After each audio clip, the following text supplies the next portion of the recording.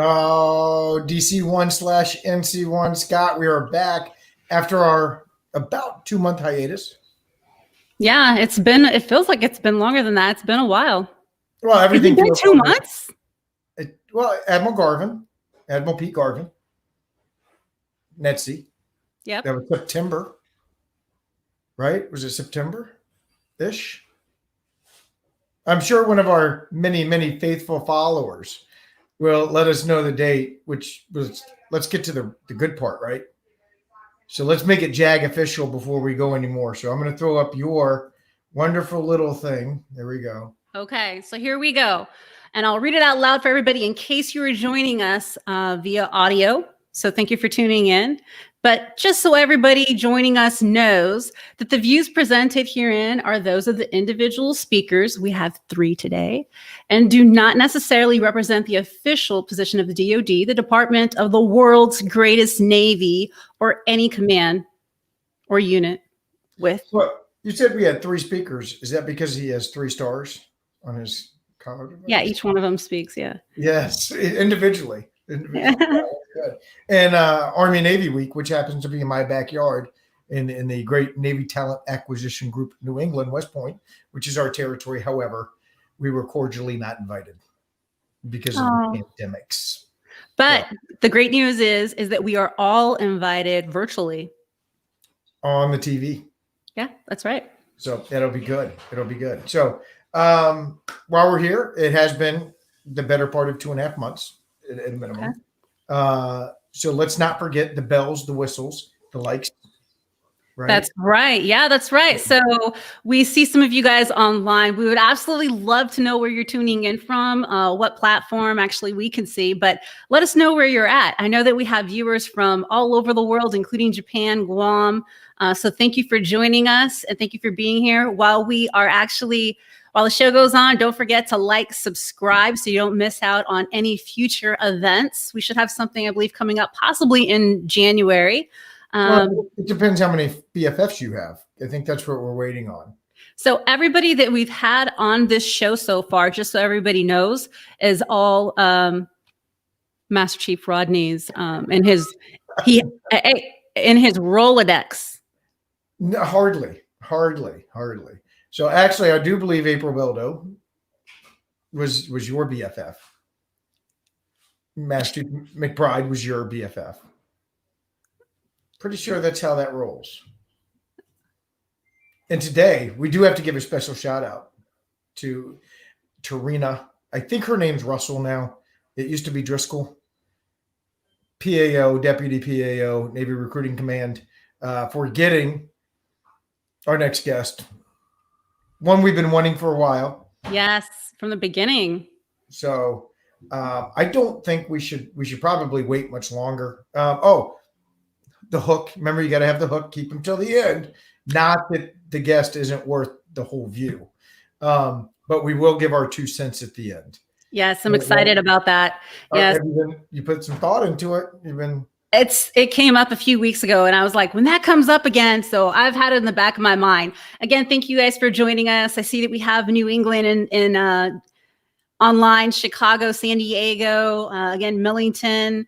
A few others from Tennessee area, Japan. Thank you so much for being here with us. I do want to say one of my sailors, YN1, Melissa May, her father just joined the Navy Reserves, and she's going to kill me if I get this wrong. I want to say he's an AC1 or an AT1. It's something something 1.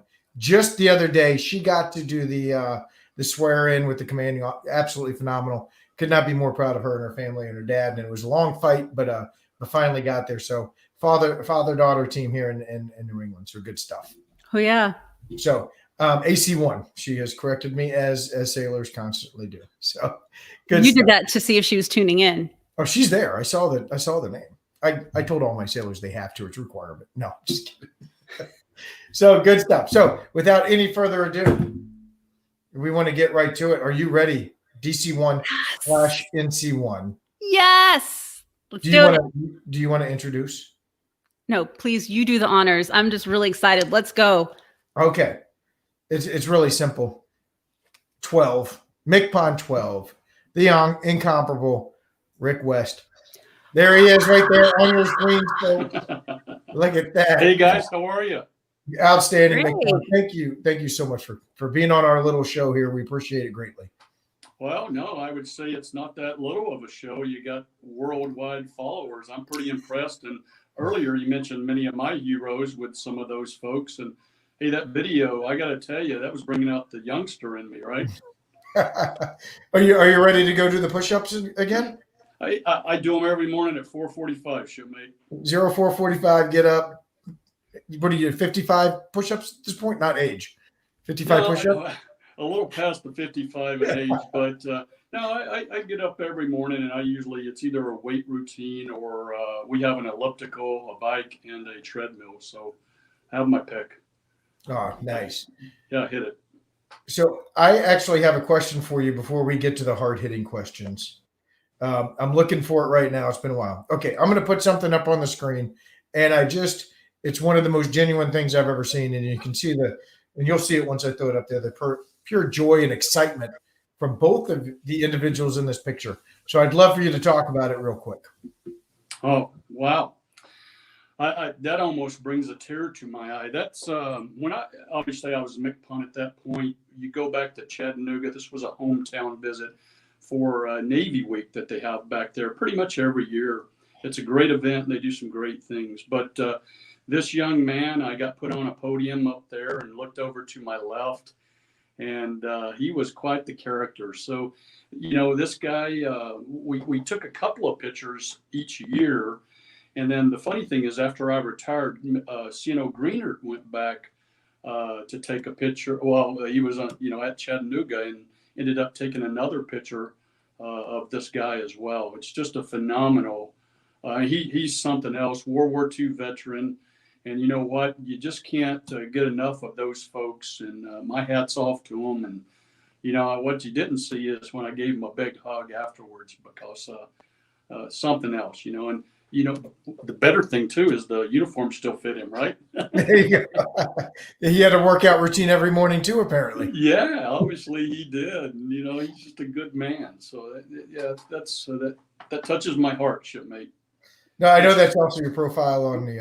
Which I'm a pretty tough guy, so just don't let that say anything else about me. I should have got the one with you chopping wood, and that would have, then you could have been, like Captain America and chopping wood with Iron Man, right?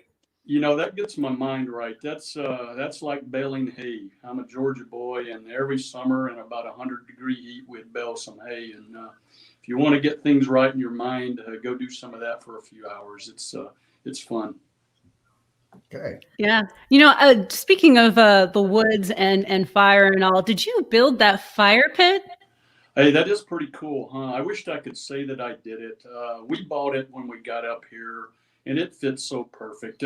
If you go on my Facebook page, you'll see it. There's many pictures of it. But the cool thing about that fire pit is it's actually, the way it was built is the guy was making flames out the top, and he was actually throwing those pieces away. So if you look, his brother came and said, hey, why are you throwing those pieces away? Just take them, turn them upside down, and go the other way with it. So they're upside down flames.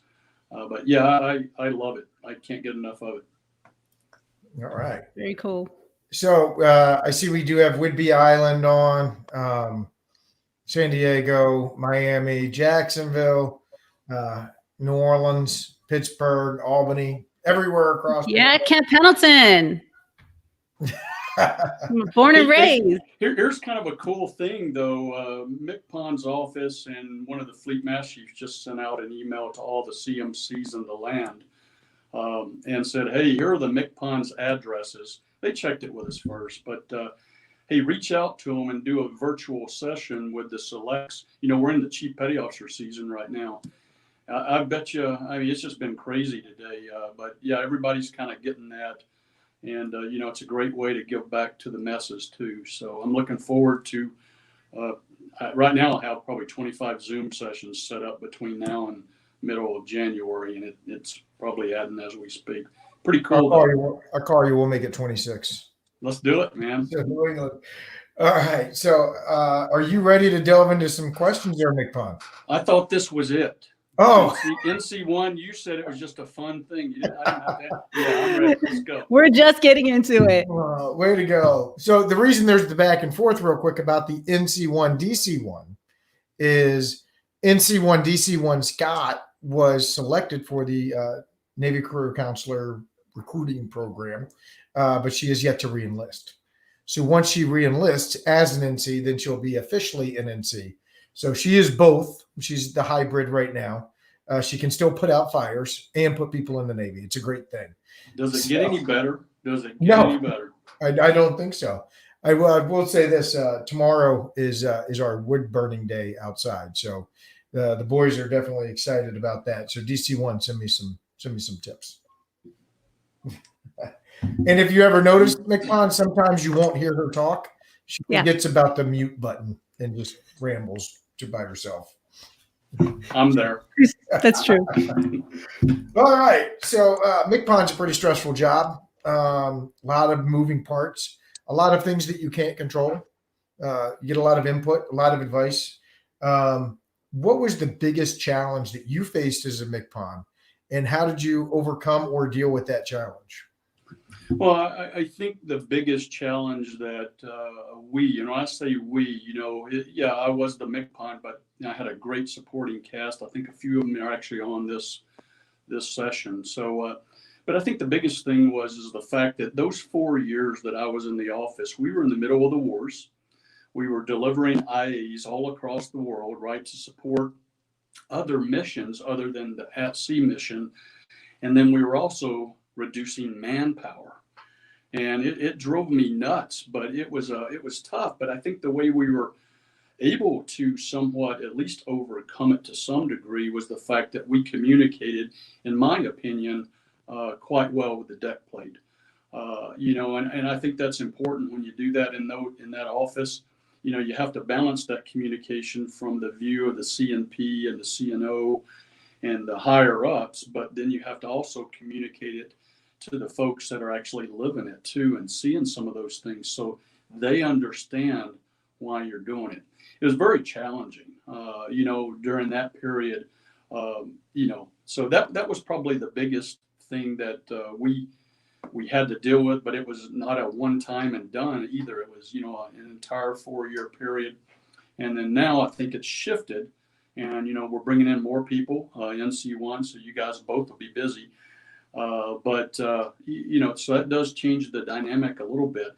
And then the fact too, you have a wars going on, you have to go over and see those sailors. And, I like being with sailors.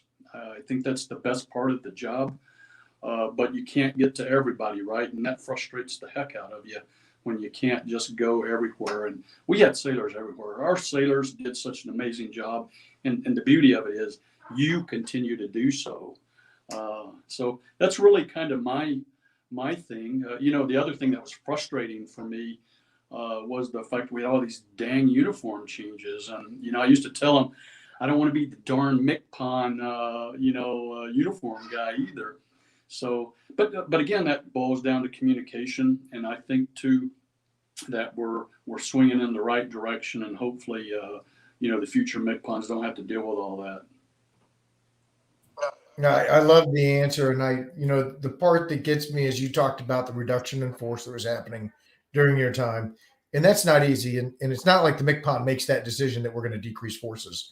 There may be some input from CNP, CNO, but these are decisions that are made at much higher levels. The leaders, we just have to find a way to communicate that very clearly to the sailors, kind of what's happening. But we don't get to make that change. We are the ones that change it. But the decision is not the MCPONs. Yeah, and there's a lot of elements that play into those decisions too that probably people don't think of. I certainly didn't until I was privy to be able to be in those rooms and hear those things. About for example, overmanned ratings, and hey, if we don't do something about those ratings at this time, it's going to get to a period where we're not able to even advance people within those ratings. I was lucky too. I had a really great fleet master chief, several of them, but CNP's guy, 2 at the time, Mike McCaleb and Scott Benning, and both of them were very big communicators. Scott was, he's the guy that really was there for the most of the period of time and was phenomenal. So, and we were in lockstep. We did a lot of videos together just to explain it to the men and women. Yeah, let everybody know, hey, this is what's happening. If it's going to be bad, I'd just like to know it's bad, and I think that's the key. Exactly. We're all going to get bad news throughout our career, throughout our lives. It's how you deal with it, but more importantly, it's how you communicate with it. And okay, hey, I got it. It's bad. Now, what can I do to help myself and have that not affect me? And the other thing too is, there's still a lot of misinformation that was out there. And I used to tell folks all the time, right before my push-ups on the stage, I'd say, hey, look, when you hear something, make sure you get it from a very credible source. Hear it from CNP, hear it from your CMC or CO. Don't let the deck plate rumors, just work you up, because no one wins when you do that. You're 100%. I like how COs deliver bad news, steak and lobster. So I got to call Russ and tell him that when there's bad news for the entire Navy, he has to give everybody a steak and lobster dinner. I'm for it. And the retirees, because we're still part of the game here. I'll put that in the email. Yeah, please do. What do you got, DC1? No, I'm laughing because whenever we're on deployment to the Middle East, we have those days, it's steak and lobster, and a lot of times. So it depends on your experience, right? If you understand what that means. So I'm non-prior service, but I know it very well from having 2 IA missions. Steak and lobster. It's coming. What are you talking about? I was a submariner. We ate it every week. That's probably true. I heard you guys do have better food on the submarines. I'm kidding. No, it's all good. I heard it's better. Just a rumor. All right. There's a lot of adversity going on right now, especially with the pandemic, the lockdowns, the 14-day, stop the decrease the risk or whatever that 14-day stop the surge. It's turned into about 8-9 months now. What is your best advice for the sailors going? And really, we have more than just sailors on here, but what is your advice for those going through any type of adversity, especially the type they can't control? Yeah, I think the biggest thing is communicate it. I also see that sometimes adversity is an opportunity for the success in other ways, right? So what you can't do, okay, well, what can we do and how can we do it? This pandemic is tough. And I would say, based on what I see now, my view is extremely limited now because I'm retired. However, I have a pretty active Facebook page, and I still have a lot of folks that I know that are out there doing the JOB, and they communicate to me. And here's what I will say. Yeah, there's some tough times right now, and what I would call the suck meter is pegged to the right now. But that's okay. It's not going to last forever. We're getting through it, and the sailors are performing. It's amazing to me what they're going through, but how they get through it. And when you talk about adversity, there's many ways people are finding their way to get through the adversity piece. Whether it's in the form of getting your mental self right, getting your physical self right. There's things we can do to mitigate the negative that's going on. I do realize people are going through a tough time. I do realize it does kind of suck at times out there right now, especially when you're having to ROM or sequester into a place.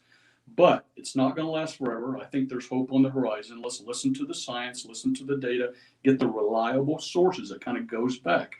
I think the Navy has done a really good job of at least communicating it via the nav admins. It's not a pleasant message, but it's a message that everybody's got to hear.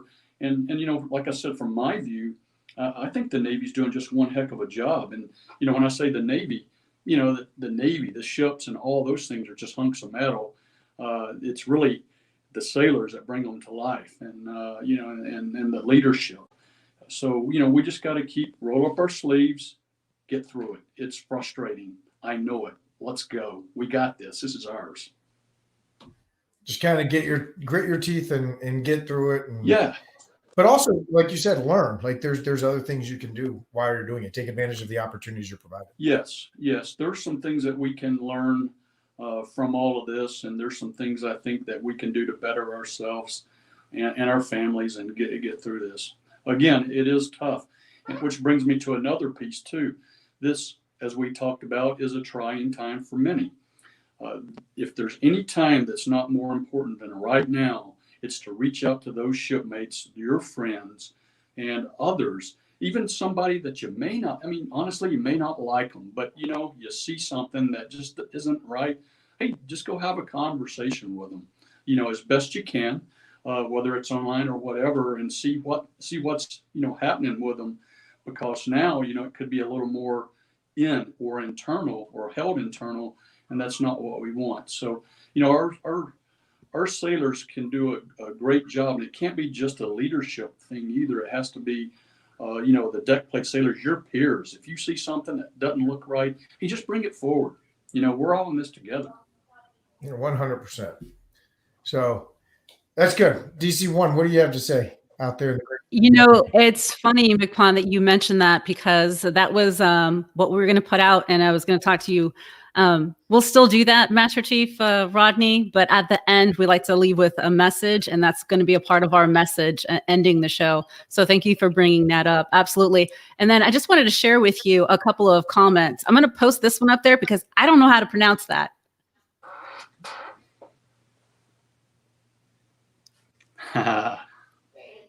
So your picture is still up on our department. Hey, don't tell MCPON Smith that. He'll take them all down. Hey, way to go. You just got your CMC hemmed up. Kind of the coolest thing for me, truthfully, is when, like I said, I'm a very active Facebook guy or whatever. The coolest thing for me is when people share pictures of us maybe in theater or on a ship or somewhere in the middle of nowhere. It brings back great memories, but that's really what the Navy's about, being out there and doing the mission, and that's what I loved. I love being out there. Man, it's great. You got to get out some more. It's hard, honestly, for me to sit here for this damn this video or this session, because I like being up, right? I'm a high energy guy. Let's go. Well, you went to the sub ball a couple of years ago, I think, down in Groton. Did you not? Yeah, we fired that place up. It was pretty darn good. So you still get out a little bit? Oh, heck yeah. I think all the MCPONs are, for that matter. They try, well, most, are a little more active, but I love being around sailors, and I still like to interact with them. And I'll do that as long as I feel that I'm given. If you guys ever get tired of me, let me know, and we'll move on smartly. Never. All right. So, who do you think that throughout your career the most influential leader has been, and kind of how did you develop that they were the best leader that you knew, or how did they influence you the most? Yeah, that's a good question, but it's really a hard one for me, and I would say for many people, because I think when you go through a career, you don't just have one influential leader, right? There's many. I'll bring a couple to light today, but there's many, and I would say it doesn't always have to be a leader. It can be a peer or a sailor that somehow influences you, and I like many people. You like to take something away from every conversation. It doesn't matter who it is, right? Even that young seaman on the midwatch down in the bilge, that's some pretty cool interaction, and you might just learn something and take something away. But the two that really come to mind, one is my first senior chief, Gary Kleinfelter. And we're friends today. We're friends on Facebook. He used to live up here, moved to Florida. But one of the things that he did was, I was lucky enough to finish pretty high in my A school. So what that means is if I signed a paper and extended a year, then I got to put a crow on, right? I was a seaman apprentice. So I reported to the submarine up here. It was probably a Friday. I'm cleaning berthing, and I hear this guy say, "Hey, where's Seaman West?" I screamed out, "Here I am." And then he had read my service record, which I think is important, right? Sometimes we get in a hurry and get up past that, but he had read it, saw that, and he asked me, he said, "Hey, where's your PARs? And why, let me see them." I said, "I'm not going to do that, Senior Chief. Thanks, though. I'm not interested in that extra year or that advancement." He goes, "Well, yeah, you are." And he says, "So today, Friday, here's your PARs, here's your books that you have to do. You've got duty the rest of the weekend now." So he took my liberty, and just to let you know, he wasn't my favorite Senior Chief for those 3 days. But that's one of the things that put me on a path, right? So I was able to put the crow on, and I was able to be advanced a little quicker. The other one that came several years later, that came in the form of a commander of a submarine on the USS Sea Devil. And to this day, I know him. He's a good friend. But every time I promoted in the Navy through the ranks or became a force master chief, a fleet master chief, I would receive a letter from this guy. It'd be a typed letter, but he'd have a handwritten note at the bottom congratulating me, and might even receive a phone call from him. That's the kind of leaders we need, with that little bit of personal touch, right? It only takes a little to change the trajectory of that individual. I was actually getting out of the Navy, and he's really the guy that kept me in with the personal touch. Now, he ended up going to be STRATCOM, a 4-star. His name's Mies, M-I-E-S. But he's just one of those guys that took that caring to the next level, but he'd also challenge you. And that's kind of where I get my "I'd rather be challenged than cared for" kind of mentality. But yeah, both of those guys. And I can go on and on. I would tell you, both the CNOs, phenomenal leaders, and they really helped me along, just in life in general. So yeah, I try to take something away from everybody. I'll take something away from this one too. Hopefully good things, because I heard you can learn from both. So let's take the good things. No, I love the idea of the personal touch, and I think that sometimes we lose that. And as I think back through the MCPONs, you were probably one of the first that was, not speaking ill of any of your predecessors, but you were a very personable man. I mean, you got out there and kind of started down that road of being a lot more personal, in my opinion. And that's what makes you stand out a little bit. Well, it's funny though you say that, and I know we're on a time limit here, but I actually, when we started the Facebook account, which we did under my watch, well, I wouldn't say we, my team did it. My Trina and all those, Bill Houlihan, Villalobos, they were great. But anyway, they started this thing, and I actually took a lot of crap because there was a lot of pictures of me with my arms around sailors and high-fiving them instead of shaking their hand, or pulling them in when I shook their hand. So there was a lot of that, and I actually took a lot of crap for it. Said it wasn't MCPON-like, but you know what? I'm from Georgia, and I said at that point I'm the MCPON, and if you really don't like it, and if the CNO doesn't like it, he can tell me. But you know what? He and I were in sync in all of that, both of them. So it was good. We had fun. Good stuff. So before we get into the books and the quotes, I want to let everybody know MCPON is said he would answer some questions if you have any. So please don't hesitate to throw them up there. And DC1, yes, I want you to read the Pickle M. I don't know who that is. I don't either. So it's not to you, MCPON. It's I'm going to throw it up there. Oh, you took it. There you go. I did. I hit it. Pickle M say DC1 seems like one great role model as a Mexican-American future sailor. It brings me great joy seeing DC1 accomplishment. I appreciate that. Thank you so much. She is. So there you go. Oh, we're both hitting the button. Okay, I won't touch it anymore. But MCPON, before we do move on, I just want to say and touch a little bit about what you had mentioned about being a little bit more personable. So when I first met you on that deployment back in 2011-12 in Kuwait, just, a little bit of background about what happens. And I'm sure you're aware when somebody like the MCPON comes to visit out, in those type of environments is and I'm sure any environment, right? You be on your best behavior, be very professional. Don't make us look bad. So everybody has a little bit of that tension and excitement all at the same time. But when we meet somebody like you who actually does the hand gesture, brings us in, the arm around, let's take a picture, and it just kind of allows people around you to relax and enjoy those moments. So I wanted to say thank you for that, and we appreciate that. And I think that's why a lot of people gravitate towards you and get really excited, especially during our show. We had a lot of people message us and reach out to us saying how they are so excited and they can't wait to tune in to listen to what you had to say. I'll pay you for that comment a little bit. All right. So before we get to the book, just as a reminder, if you have questions, please put them in the comments.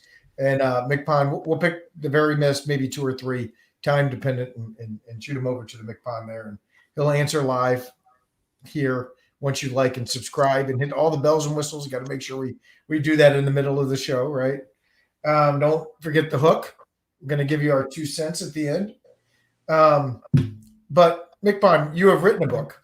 You're a learned scholar at this point. I think that's what they call you. If you've actually been a published author, you're in the upper crust of society with your intellect and ability.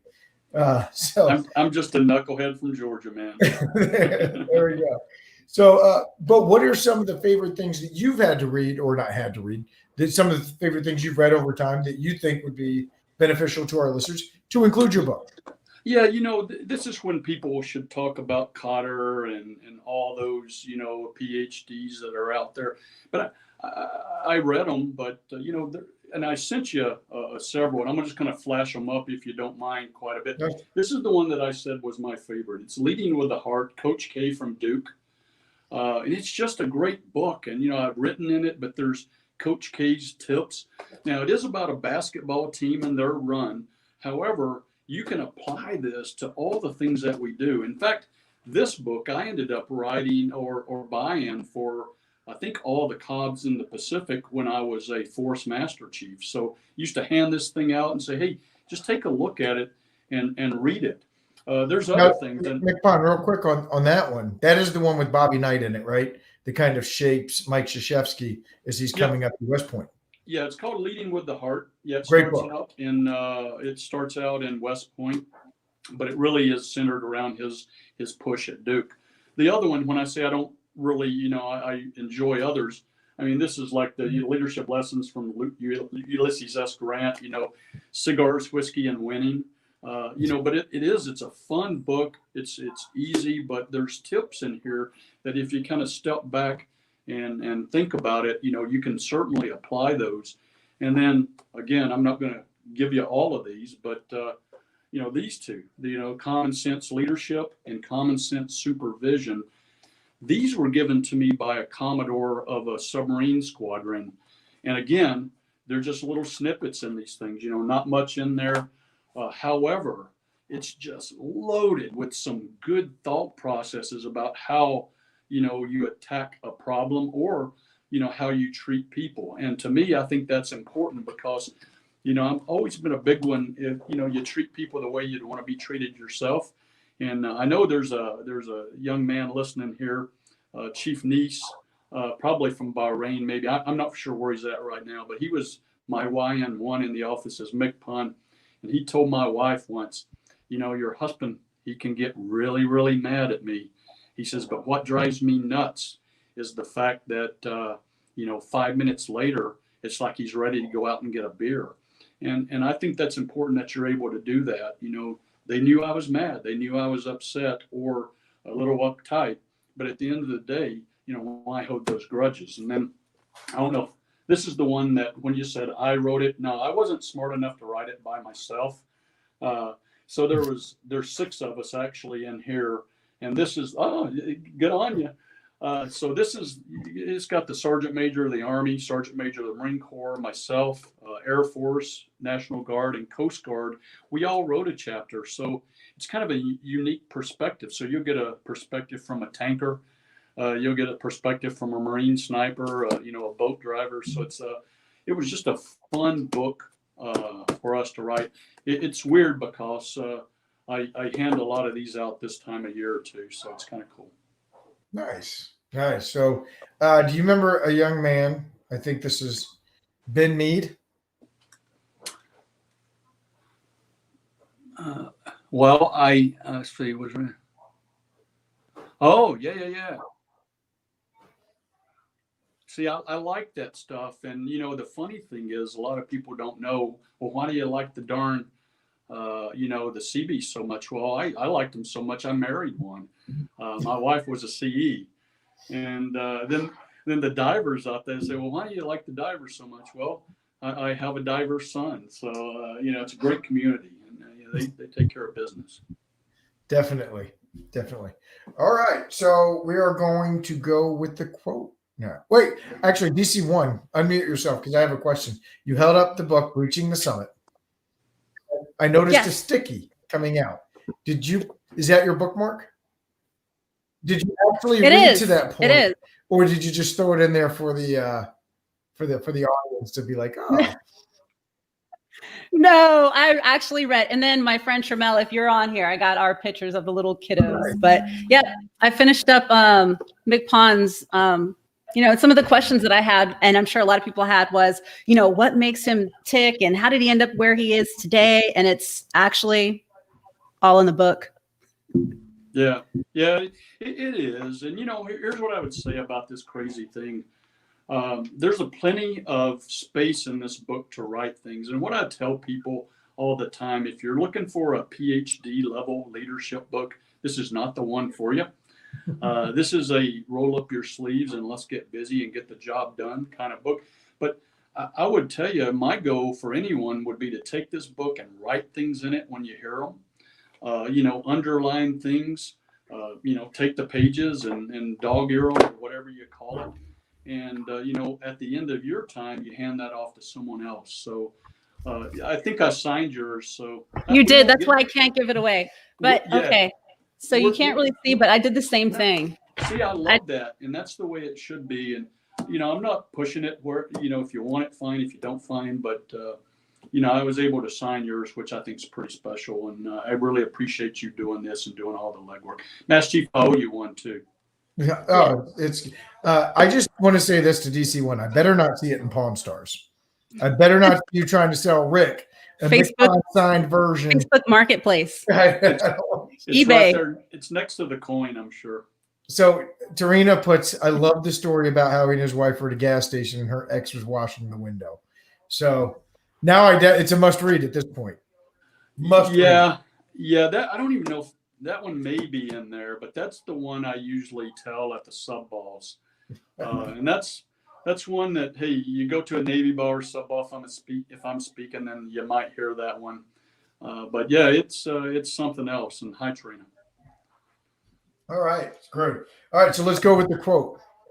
I love quotes, and they're all subjective and they're all situational. And at different times, things mean different things, and in context holds a lot of bearing. So, but what are some of or one or maybe a couple of the quotes that you find?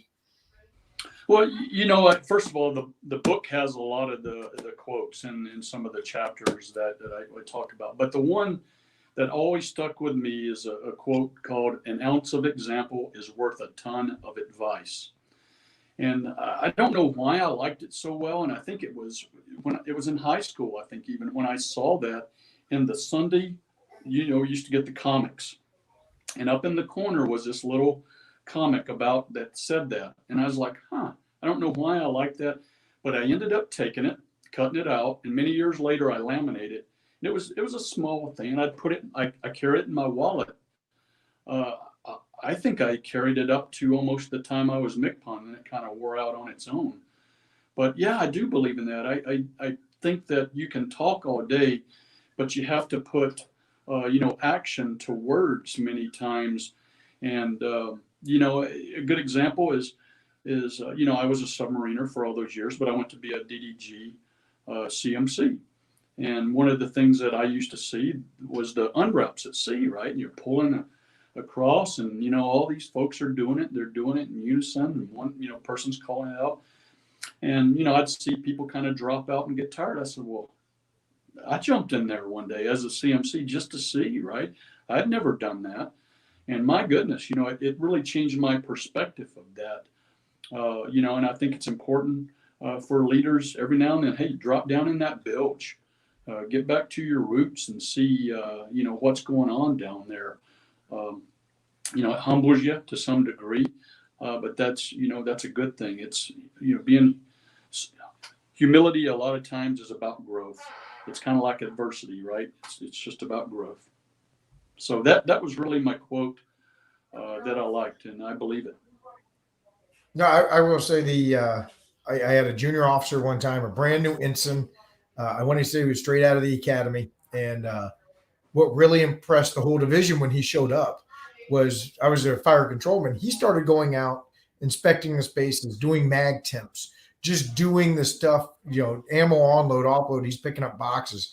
And that was really impressive to us as a very junior officer, just trying to learn the weapons department aspect. Yeah, I completely agree with you. Those things are great. And you know what? It's just like a young sailor, those young junior officers, you have to take the time. And, you know, it's everybody's job, but, you know, it really centers in the chief's mess.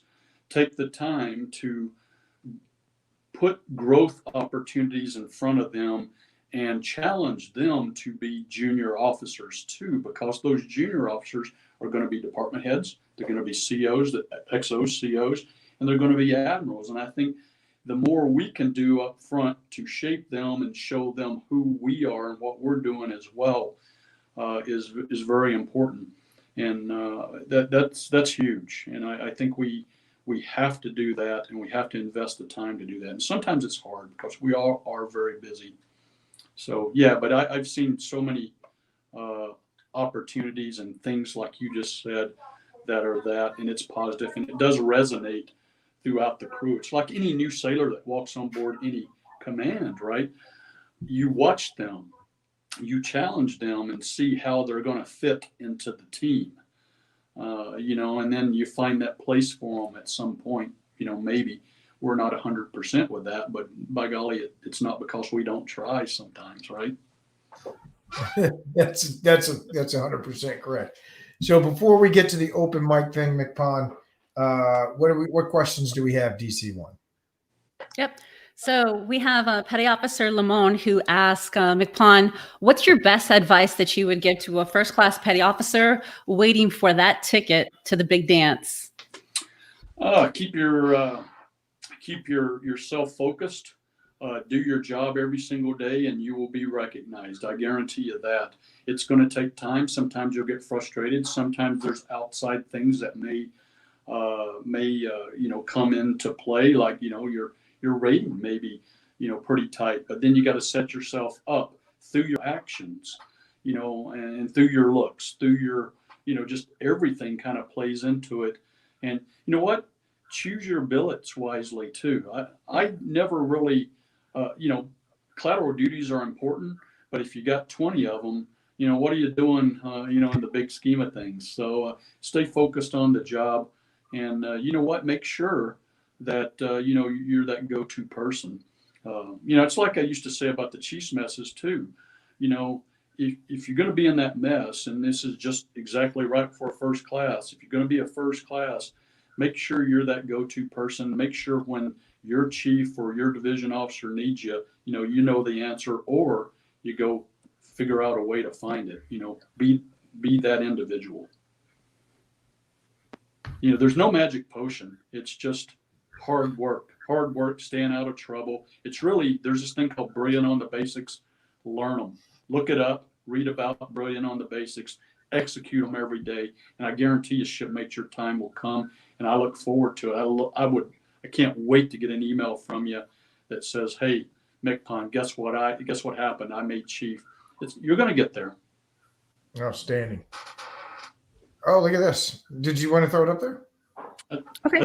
That's a big question. That is. Yeah, this is a long one. I think it's a statement. It is. So it says, I met MCPON once when I was a junior third class. was walking out a door going into the hangar bay in Whidbey Island, VAQ 129.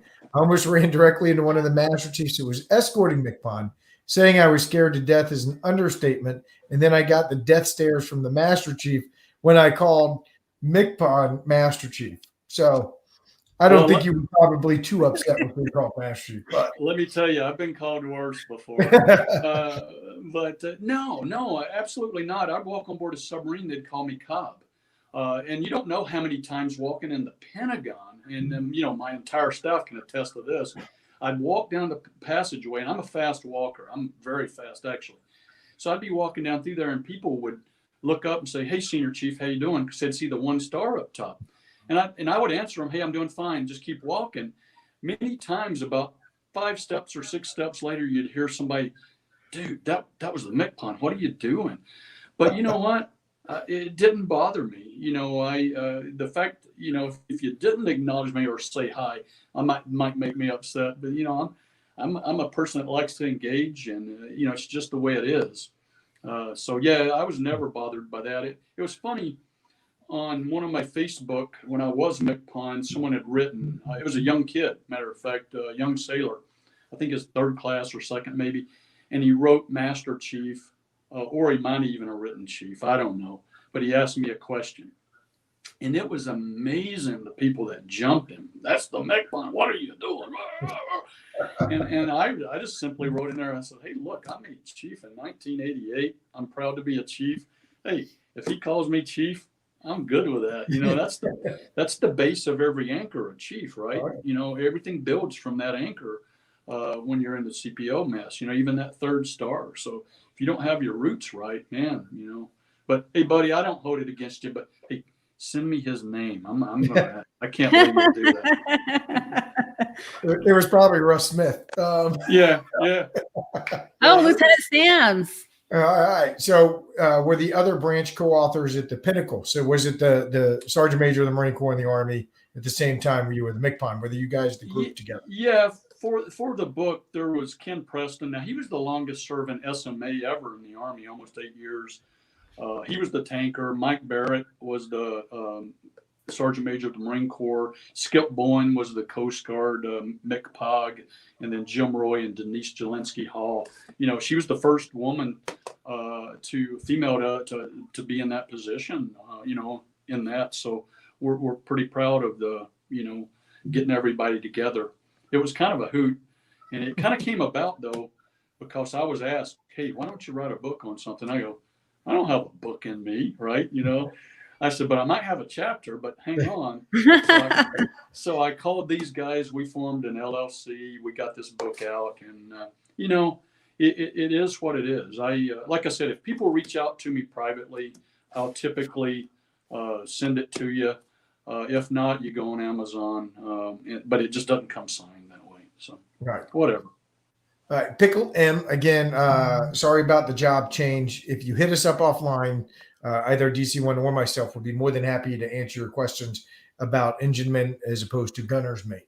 Yep. So I would always go with gunner's mate because I tell everybody that's what the Navy was built for. Engineer, yeah, that's just I was a fire controlman. So. I actually signed up as an AE.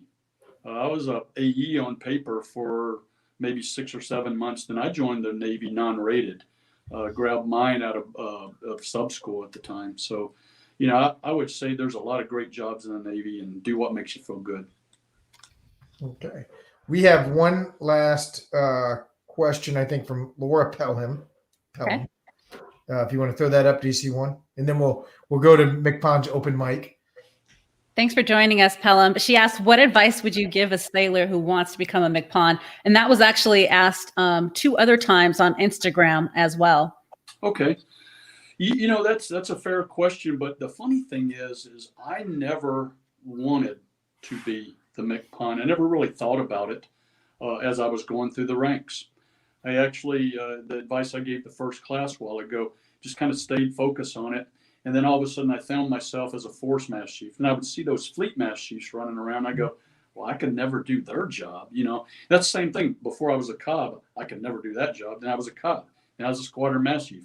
Same thing. And then as a fleet master chief, I found myself looking around, and then I would attend these MCPON functions, and and I'd just say, man, that's a tough thing. But I would say if you're going to do it, choose your billets wisely. Try to spread yourself out in the Navy. It can be tough. I think that's important. I don't think there's any absolute way to do it, and there's a big chunk of luck that falls in there too. Maybe at the right place at the right time. Maybe the right circumstances occur, and then now you're eligible where you weren't before. So, yeah, there was a lot of things that could play. And just so you know, I put in for 7 major jobs that required interviews as I was going up. I didn't get those 7. I bring those up all the time. Other people got them. I mean, even in one job, I was told, well, you're too young. I'd just come off the Cobb tour. And I did kind of go through the ranks pretty quick, but I just come off the Cobb tour. I was at a squadron master chief, and they had mentioned going to the Naval Academy, and I didn't get that job. But the feedback I'd gotten, well, you're still pretty young. It kind of ticked me off a little bit. But you know what? If you don't get those jobs, if you fail at one thing, hang with it, and good things are going to happen. But there's only one MCPON, right? Now I was lucky. So yeah, I mean, let me tell you something. Every time I walked in that Pentagon every day when I was there, I traveled about 85% of my time. But it was like, what the heck am I doing here?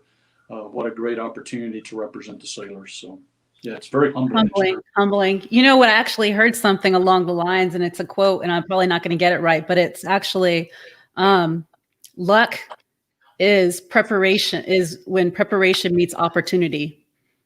I like that. You know what? I'm going to steal it, and it'll be my own. It's out there somewhere. We couldn't find the author of the first one, so you could just take that for your own as well. That's what I was going to say. Your quote, actually, it's Ralph Waldo Emerson says something like that, but not the exact words. So we can call that your quote now. Let's do it. I'm all There we for go. it. Done. MCPON Rick West, circa 2020. It'll go down in the history books. All right. So we did have a question.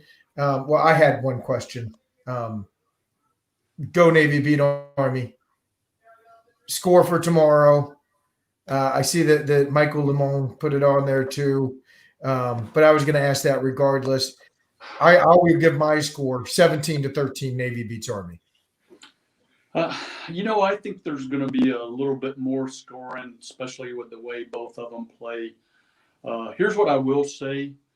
When I was MCPON, we never lost that game. So MCPON Smith, out there, buddy. If you're sure. Don't goon it. Don't goon it. Yeah.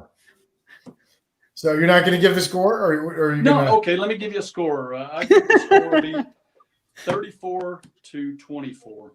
Navy wins 34-24. I got that. Yeah, well, that goes without saying, right? Oh, yeah.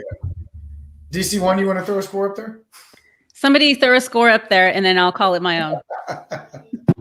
All right. So 28-24. Real quick, Nadia Mary Finner. This was a great interview. I'd love to see an interview with Fleet Master Beldo. It's there. Go back and look. We were blessed truly with Master Chief April Beldo. Yes. So Yes. Go back and look at the interview. It's on our Facebook and our YouTube. I got to tell you, I just love her. She is a great sailor. Obviously, she's still a great leader. So, yeah. She's slacking off in Texas, though, now, I hear. She was going to be the special guest host for the show once, I believe, when I had to dip out, right? Oh, yeah. She was going to fill in one day. Just that our timing just didn't work out. But, yeah, she's awesome. I follow her. I was going to say stalk her, but I'm glad I follow her on Facebook all the time. 28-24. That's your score, DC1. 28-24. I'll take it. Thank you, Lieutenant Commander Sams now. Oh, congratulations, by the way. I gave a big boom for that, for the promotion. So I think it picked up HR, right? Yes, she did, going FTS. So somebody named JP said 7-6. I mean, come on. If it's 7-6, that's a boring game. If it's the JP I know, he doesn't know what he's talking about. Happened for years. It's probably that. Jay Bell, Master Chief Bell out there. Army's going down like an enemy combatant. So, all right.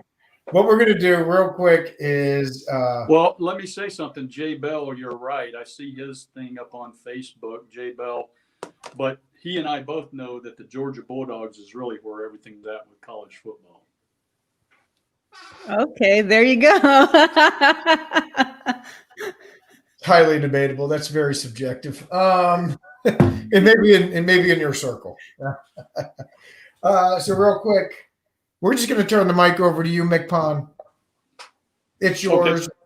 Do whatever you want. Let us know when you're done, and we'll be quiet. We're gonna mute our What mics. is Master Chief, let's put him on the big screen. Oh gosh. Okay. Now you're really killing me. Hey, anyway, this is the point in time. Yeah, it is Go Navy, Beat Army. It's around the holidays, but have a great holiday season. Merry Christmas to you. Happy New Year's, all those. But hey, if I was to say any one thing to you, it kind of goes back to what we talked about earlier. There's a lot going on right now in the world and within the Navy. But what I do see is the Navy's executing exactly the way they've been doing for many, many years. And what I mean by that is they're going over the horizon, taking the fight, or whatever you want to call it, to the other folks out there. There's a presence. We're doing it, every single day. And it's what we've been doing for years. So to the sailors, thank you so much for what you do. You're busting your stern cheeks for us. We know that. I know that as a taxpayer now and as a retired guy. But keep the press on, folks. You're making a difference. We're going to get through this. But my advice to you too is, if you need something, reach out to us. You got shipmates out there, and I got to say that they're there for you. So keep up the great work. We're doing some good stuff. Again, the leadership. They're dialed in, and we're going to get through this BS sooner or later. But that's really kind of my shtick. I don't know how long you want me to talk about this, there, Master Chief. But You're good. All I will tell you is I'm a pretty damn proud sailor.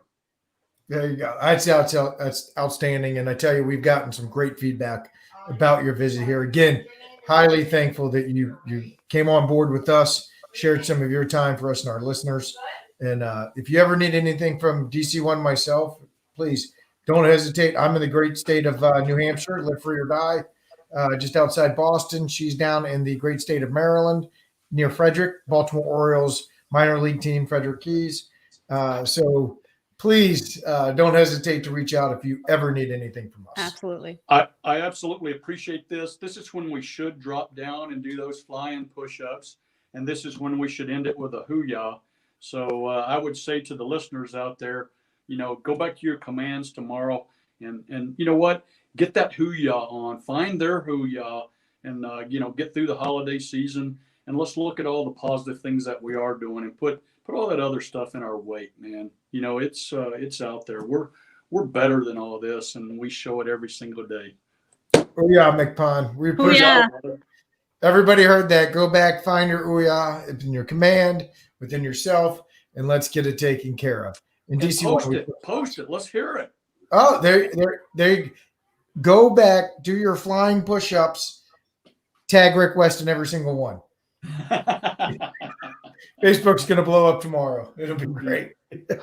So I appreciate it. I appreciate you very much, MCPON. We're going to go ahead and put you backstage, and as we close this, welcome back. Thank you so much. Thank you. Bye, guys. All right. Wow, what a great interview, right? Yes. Wow, easy talk. Easy talk. We had some questions we couldn't get to. Sailor 365. Now that they've made that Sailor 360, but definitely the stuff's still there. Everybody really just kind of loved it. A bunch of hoo-yahs across the board. Man, that was good. Yes, that was one of my favorites. Really? MCPON West is one of my favorites. This is one of my first coins that I had received. And I know a lot of you guys already know what that looks like. Oh, it's because you crashed the boat with him in it, right? No. How unique is that? That is neat. Right? That is really nice.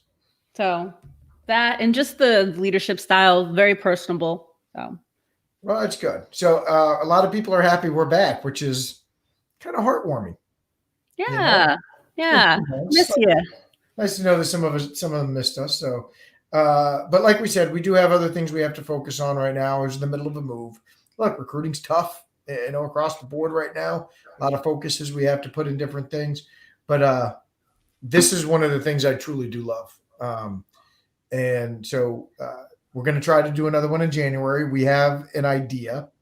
You got to go to your BFF connection there, DC1, and or your Rolodex. Rolodex. Please. First off, most of these kids don't even know what a Rolodex is. That's why I do the hand symbol thing. Yeah, you do. So it's your contact list in your Apple iPhone 12 is what she's talking about, basically. All right. So with that being said, I hope you've liked, subscribed, shared, commented, did what you need to do. And to Pickles, I have a great story not about that Pickles, but about the name Pickles. I'll tell you separately one day. No, so that is great. If you have any questions, please, you guys can hit us up. We have emails, we have phones, we have Facebook, right? Yeah, because I put this also on the Future Sailor page. So if you're a future sailor thinking about joining the military, the Navy, feel free to direct message, DM us on any of our platforms. We'll be more than happy to assist. Yeah, I put it on Tin Can Sailors, New England Veterans. So anybody who's watching, any questions you have, especially as we come into the holiday season, right? Yes. Especially with the finances of the pandemic and things like that. If you find yourself in a rough spot financially or anything like that, we'll do what we can to try to help you out as much as we can, or at least get you the resources. And so please don't ever hesitate to reach out to us. But after you subscribe, like, shared, 2 cents. So okay. I'm going to say mine first because it's please. Quick. Don't kill yourself. It's literally that simple. Today is not the day to kill yourself. Do not commit suicide. If you're thinking in that line, I beg of you, I implore you, I get down on bended knee and tell you, today is not the day to kill yourself. Call somebody. Call me. Drive to a hospital. Go to Military One Source. Call suicide hotline. Phone a friend. Do whatever you need to do. But today is not the day for you to commit suicide, regardless of the day you're hearing this, because no day is the day to do it. So I beg of you, that's my 1 cent of the 2 cents today, is do not commit suicide. You can't get it back. It doesn't fix it. Get the help that you need. Get the help. Reach out. Over to you, DC1. Well, it's pretty heavy. Mine sounds a little petty now because that was a pretty big one there. It was very direct. Or even if I may just add to that or piggyback on that. But if you just need somebody to just listen, not say anything, but be on the other line and just listen, no judgment or anything like that, just listen. Master Chief Rodney and I we open up our doors, we open up our phone lines to anybody. Doesn't matter who you are, if you just need somebody to just listen, because we've been through, life's experiences, and we would absolutely be here for you. So my 2 cents is a very petty in comparison, nothing like that along the lines, a little bit more lighthearted. I would say that my 2 cents is, and this is a public service announcement, when you're on your phone, everybody doesn't want to hear. We don't all want to hear your conversation. Very cute. Take your phone and take it off of speaker and talk to the people on the phone, or get a Bluetooth, but nobody wants to hear your phone call on speaker. I can't talk like this in the grocery store? In the grocery store, in line, at wherever you are. Nobody wants to hear your conversation. Just going to say that. I'm probably sure at this time during COVID, we're not supposed to be out in a lot of places and everything like that. So it really doesn't happen. But the very few times that it does, when we go into a grocery store or something like that, we just take it off. Take it off. I think old folk do that. No, I do it sometimes just to. I've seen all ages. Okay. Yeah, that was just my 2 cents. I've had it. Experienced that the last few times or whatnot more recently, and I was like, does everybody think that we want to hear your conversation? So I thought I'd put that out there in case you were wondering. We don't. All right, so we had 2 cents today. Don't kill yourself. Don't commit suicide. Not today. Today's not the day. And don't talk on speakerphone. Yeah, take it off speaker. And then ending, as MCPON had mentioned earlier today, we just want to let everybody know that it is during the holiday season. We may have a lot of emotions or going through a lot of hard times right now, different situations, trying to get through COVID at the end of the year, trying to get to the next year, right? But as we do, please take this time. And this is not going to cost anything but a little bit of your time, right? But take this time to reach out to at least one person and call them, not just text message them, send them an email, but actually talk to them so they can hear your voice and tell them something along the lines like, this is what you are, this is who you are to me, and I appreciate you. I value you. I don't think that we do that enough, but let somebody know how much you appreciate them, you value them, and what they mean to you.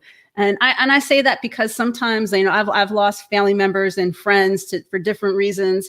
And I always listen to this service when we talk about how amazing this person is. And I always think, man, I really hope that person was told how amazing they are while they were alive. So don't wait for something like that to happen. Do it now.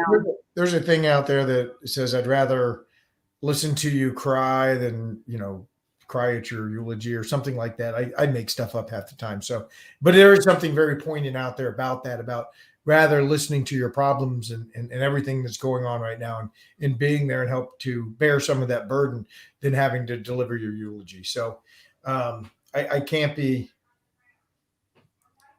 it's that time of year. We know it goes up, pandemic, money, family. It could be tough. Job.